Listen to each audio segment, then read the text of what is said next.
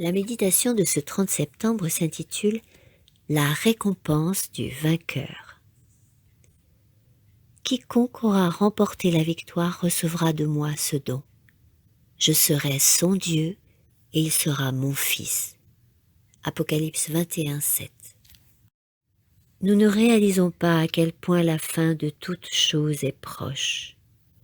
Nous n'éprouvons pas, comme nous le devrions, le besoin de remporter la victoire quotidienne et d'assurer notre récompense éternelle.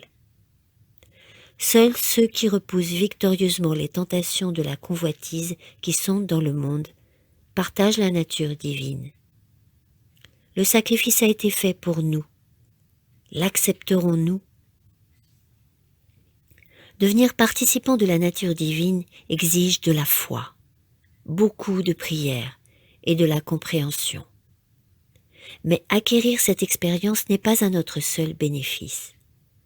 Nous donnons également à tous ceux qui nous entourent l'évidence qu'ils peuvent aussi devenir participants de cette nature et être des conquérants. Soyons déterminés à remporter la victoire. Recherchons une plus large mesure de grâce divine. Ne nous laissons pas balloter par les rudiments du monde, mais démontrons notre détermination à être plus que vainqueurs jour après jour et heure après heure. Représentons le Christ et la vérité partout où nous allons, afin de glorifier Dieu. Mes frères, mes sœurs, Jésus prend plaisir à intercéder en notre faveur. Attachons-nous donc à lui.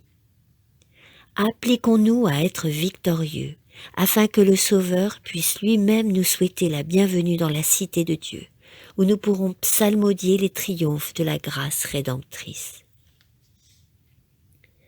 Quelle scène de réjouissance ce sera quand l'agneau de Dieu placera la couronne de la victoire sur la tête des rachetés triomphants. Jamais, jamais plus, nous ne serons soumis à la tentation et au péché. Nous verrons le roi dans sa beauté. Ceux que nous aurons aidés à aller au ciel, nous y rencontrerons. Ils se jetteront à notre cou pour nous remercier de ce que nous avons fait pour eux, disant « Vous avez veillé sur moi, vous avez prié pour moi, vous m'avez ainsi aidé à gagner le ciel. »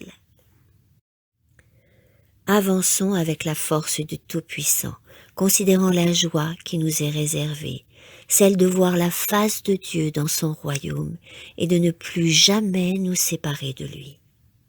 Rappelons-nous que nous devons être participants de la nature divine et que des anges de Dieu sont tout autour de nous et que nous ne devons pas connaître de défaite face au péché. Sollicitons l'aide du trône de la grâce quand vient la tentation, et avec foi, saisissons sa divine puissance. Amen.